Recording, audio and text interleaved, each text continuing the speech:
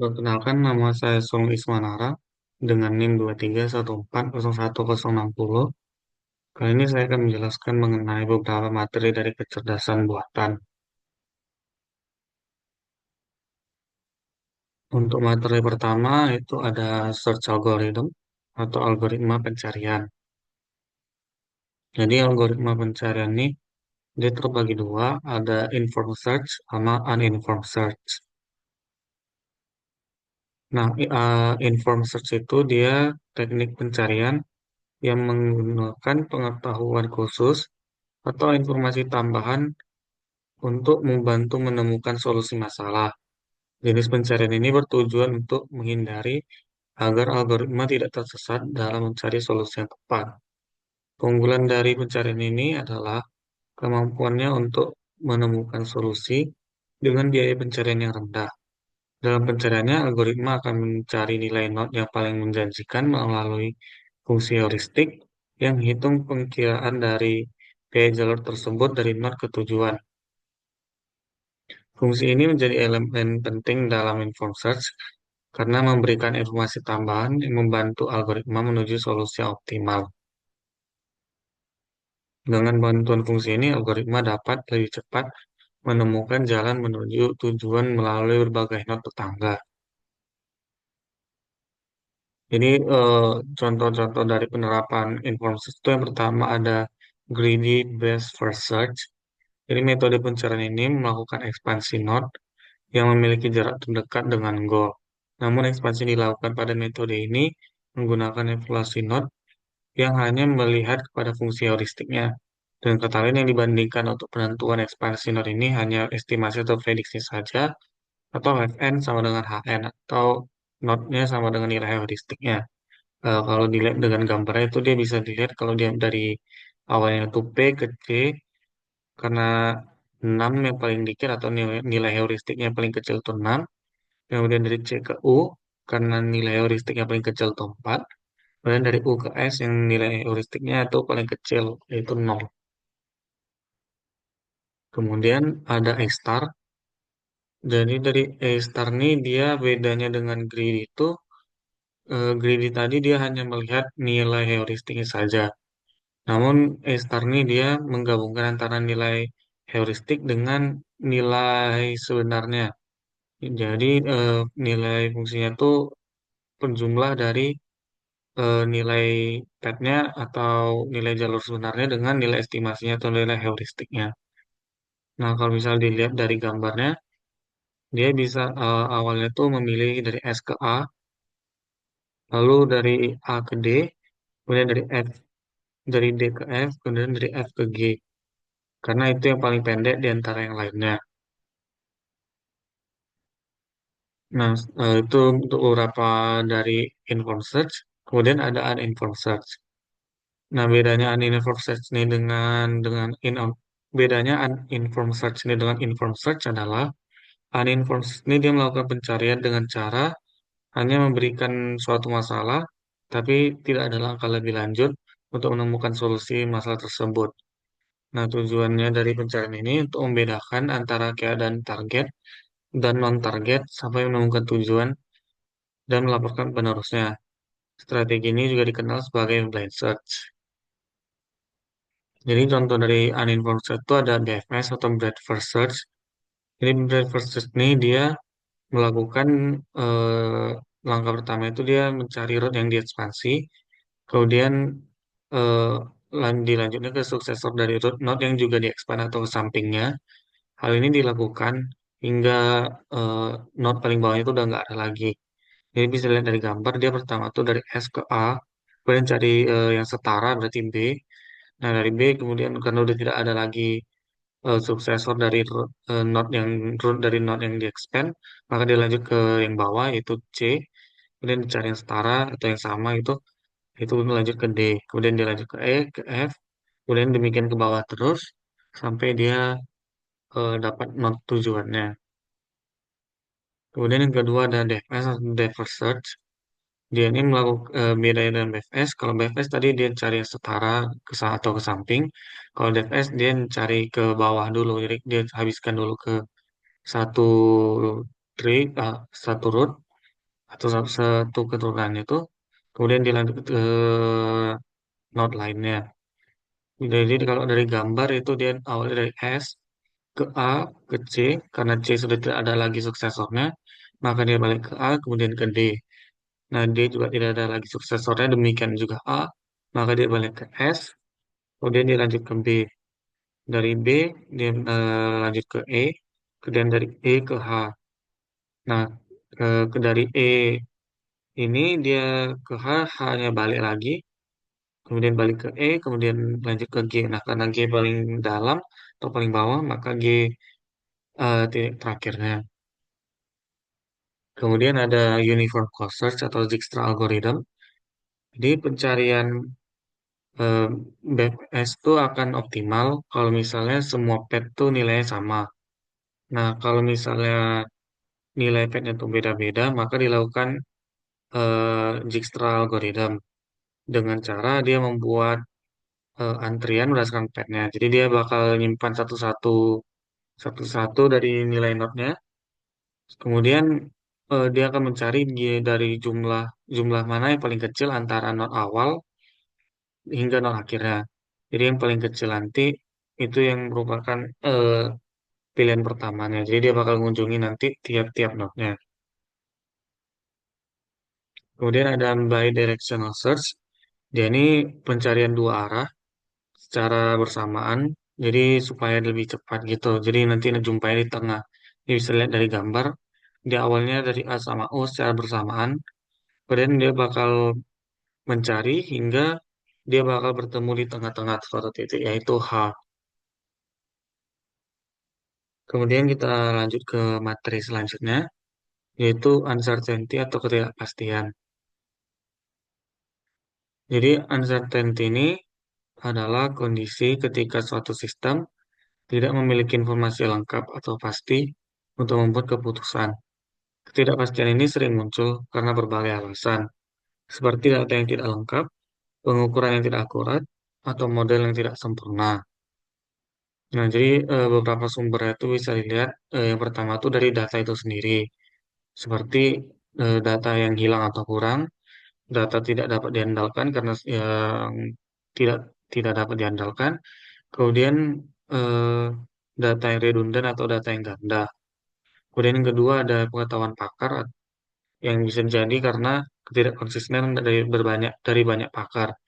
Karena eh, dalam suatu machine learning atau AI itu tidak mungkin hanya satu pakar saja. Jadi pengetahuan dari banyak pakar ini bisa jadi bertabrakan.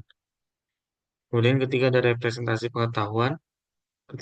Itu contohnya itu keterbatasan dalam pengungkapan data oleh sistem.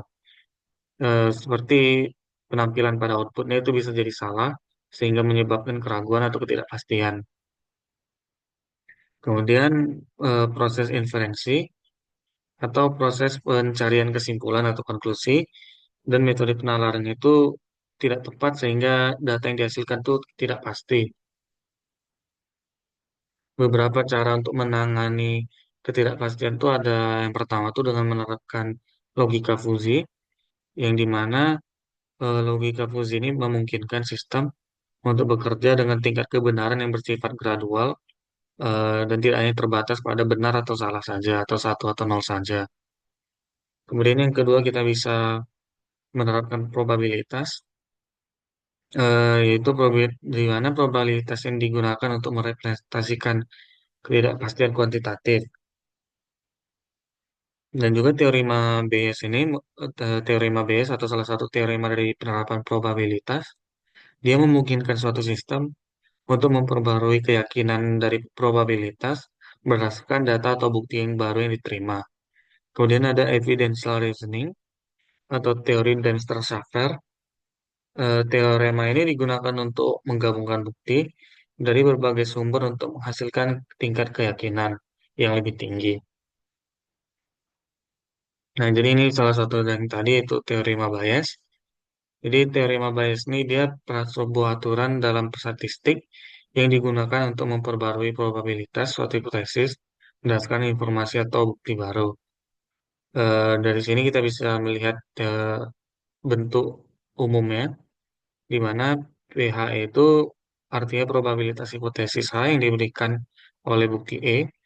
Kemudian PEH itu probabilitas bukti E yang terjadi jika hipotesis H benar. Kemudian PH itu probabilitas hipotesis H sebelum diberikan bukti E. Kemudian PE adalah bukti E. Jadi dari bentuk umum ini kita bisa baca bahwa probabilitas hipotesis H jika diberikan bukti E itu dapat dihitung dengan cara mengalihkan probabilitas bukti E jika hipotesis H benar dengan probabilitas hipotesis H sebelum diberikan bukti E dibagi dengan bukti E yang diberikan itu, maka dapat probabilitas hipotesis H-nya. Dan untuk materi selanjutnya itu ada fuzzy logic. Fuzzy logic ini dia sambungan dari penerapan atau penanganan dari uncertainty tadi atau ketidakpastian tadi. Jadi fuzzy logic ini dia metode logika yang digunakan untuk menangani ketidakpastian dan ambiguitas dalam sistem dengan merepresentasikan data dalam nilai yang bersifat kontinu antara dua keadaan ekstrim, yaitu benar atau satu dan salah atau nol. Lawan dari fuzzy logic adalah crisp logic, yaitu metode logika yang beroperasi berdasarkan prinsip benar atau satu sama salah atau nol, tanpa ada nilai di antara keduanya. Jadi karakteristik utama dari fuzzy logic ini dia yang pertama tuh pendekatannya secara gradual atau dia menangani konsep seperti sedikit, cukup, atau sangat dengan fungsi keanggotaan. Yang kedua dia berbasis linguistik, itu menggunakan aturan berbasis if-then untuk menangkap logika manusia. Yang ketiga dia fleksibel, yaitu cocok untuk aplikasi dengan data ambigu atau kompleks, seperti kontrol suhu, pengenalan pola, dan pengambilan keputusan. Jadi dari karakteristik ini bisa dilihat kalau fuzzy logic ini dia cocok untuk menerima input manusia, logika manusia secara sederhana. Jadi tidak perlu perhitungan-perhitungan yang pasti dari manusianya, dari pihak manusia untuk menerapkannya. Penerapan dari fuzzy logic ini contohnya tuh mesin cuci, di mana mesin cuci itu dia terutama mesin cuci modern yang bisa berhenti sendiri atau dia melakukan tindakan sendiri berdasarkan tingkat seperti tingkat kekotoran airnya atau jumlah kainnya atau berat kain yang diterimanya. Nah, jadi Fuji Logic ini juga ada beberapa terapannya seperti Fuji Sugeno, Mamdani sama Sakamoto. Perbedaannya tuh kalau dilihat dari outputnya, eh, Fuji dari Mamdani ini dia menerima input Fuji, kemudian dia akan outputnya juga Fuji, kemudian akan menerima proses defusifikasi untuk pada alatnya. Kemudian untuk Sugeno dia menghasilkan fungsi crisp atau nilai yang pasti atau nilai berupa angka untuk alatnya. Kemudian Sukamoto dia menampilkan nilai crisp tapi berbasis monoton. Kemudian untuk proses perhitungannya atau komputasinya, Mamdani itu cenderung lebih kompleks dibandingkan Sugeno yang bisa cepat. Sedangkan Sukamoto dia bisa antara keduanya. Kemudian aturan linguistik ini maksudnya dia gampang nggak menerima inputan dari manusia atau bahasa manusia. Nah, Mamdani ini dia mendukung karena outputnya juga fuzzy. Kemudian Sugeno dia kurang karena dia membutuhkan juga data yang pasti. Sukamoto dia nih mirip Mamdani jadi dia mendukung juga. Untuk aplikasinya kalau misal Mamdani ini dia lebih cocok ke kontrol berbasis logika manusia seperti mesin cuci tadi. Sedangkan Sugeno ini dia membutuhkan nilai yang tepat atau real time dan prediktif. Nah, Sukamoto ini dia bisa gabungan antara keduanya. Kemudian defusifikasi dari Mamdani ini dia menggunakan metode centroid. Sugeno ini dia tidak perlu defusifikasi karena nilainya langsung crisp. Sukamoto juga tidak perlu karena dia eh, crisp bagian nilai outputnya. Dan ini tadi fungsi Mamdani itu cocok untuk aplikasi yang membutuhkan interpretasi aturan yang jelas dan berbasis logika manusia. Fuji Sugeno ini dia cocok untuk aplikasi real time seperti kontrol robot dan kendaraan otonom. Fuji Tsukamoto ini pilihan alternatif untuk sistem sederhana dengan output berbasis fungsi monoton. Kemudian materi selanjutnya itu machine learning.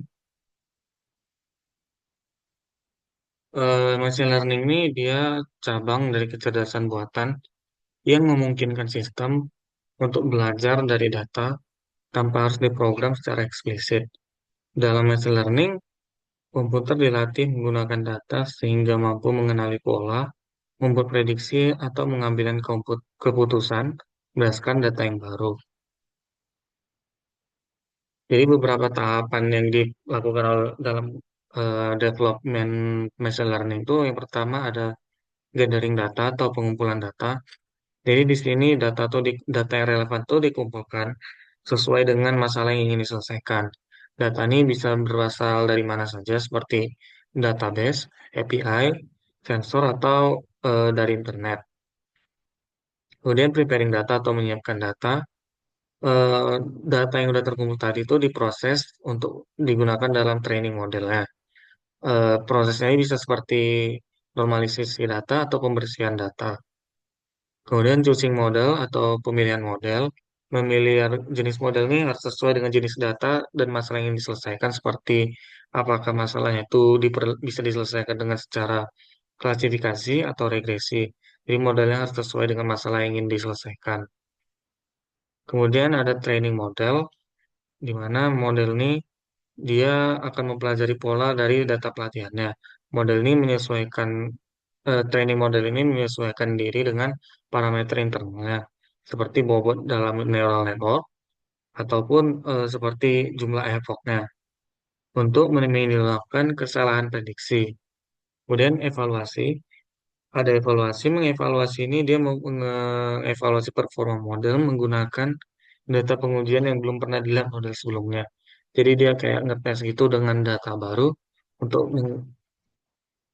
mengetes kalau datanya itu bisa dijalankan nggak dengan model ini.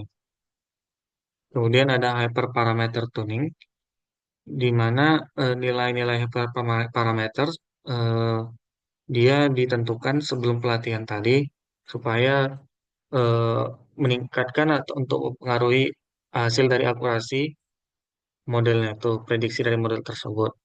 Baru kemudian terakhir ada tahap prediksi, di mana setelah model dilatih dan dievaluasi, dan data yang didapat itu udah akurat, maka model sudah cocok untuk digunakan untuk membuat prediksi pada data yang baru atau yang diperlukan.